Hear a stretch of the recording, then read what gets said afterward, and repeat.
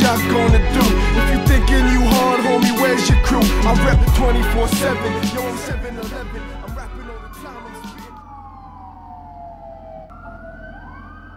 It's a neighborhood with a reputation.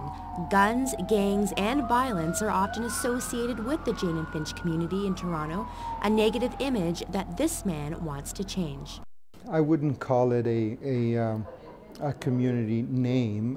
It's basically an intersection, the Jane-Finch label, which has traditionally been used by the media as a name to brand an entire community. Mostly when bad things happen. He has a solution, rebranding the Jane-Finch area to University Heights, a name that he hopes will redefine the community and connect it with the neighboring York University. You know, I'm not out to recreate a neighborhood for people. What my objective is to bring in improvements and the kinds of investments that'll make this, that'll turn this into a community on the move. Jane Street will not see a name change. Finch Avenue will not see a name change. The intersection will continue to exist. In order to clean up the image of Jane and Finch, signs like the one behind me hang in the community to promote University Heights. York University spent $50,000 on the project, money that some say could have gone towards something more important. I think that's overspending, you know. That's a lot. Not all the people are, you know, looking at those signs. So I think there's another option is better. Well, I like basketball, so I like to see basketball programs, art, you know, more stuff that'll keep us out of trouble. Here at this youth center in Yorkgate Mall, I spoke with some community activists to get their opinions. Paul Nguyen and Sabrina Gopal both work with Jane-Finch.com, a website that promotes the community in a positive way. They don't see a point in giving the area a new name. I don't think it will do much because it's like putting up a fresh coat of paint on something that, like on a car, but say the engine's already messed up. We kind of feel like it's like sweeping all the problems underneath a brand new carpet.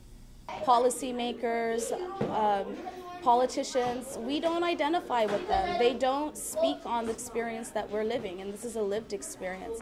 So hiding it with the new name of University Heights, you know, it's a slap in the face for the people that are doing great and amazing work here in Jane and Finch.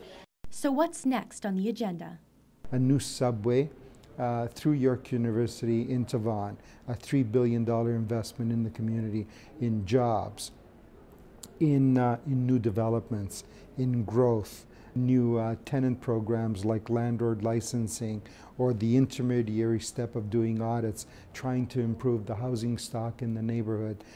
So better transit, more investment, growth, re-energizing neighborhoods, better housing. That is all part of that new label, that new brand.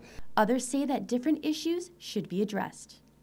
You know, keeping the kids in school, you know, the parents, teaching them skills how to take care of their kids, hold down jobs, and just how to survive in this world. We need more information and more education to get to the people who live in Jane and Finch, and not just have a, you know, a nifty sign up on a pole somewhere. You know, from the outside looking in, Jane and Finch is plagued with, you know, poverty, high crime, low employment, high dropout rate. Time and time again, you're seeing education taking second seat. You're seeing recreation and programs taking second seat. We're at the spot right now. This place is maxed out, and it closes at 9.